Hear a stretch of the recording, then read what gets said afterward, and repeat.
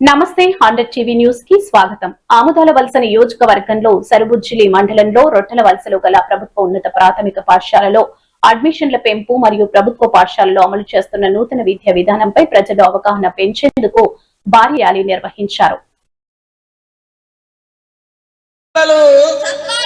ఎందుకు దండగా మన ప్రభుత్వ బడి మన ఊరిలో ఉండగా సర్కారు బడి పిల్లలు సత్తా కడిగిన పిడుగులు సర్కారు బడి పిల్లలు సత్తా కడిగిన పిడుగులు సర్కారు బడి పిల్లలు సత్తా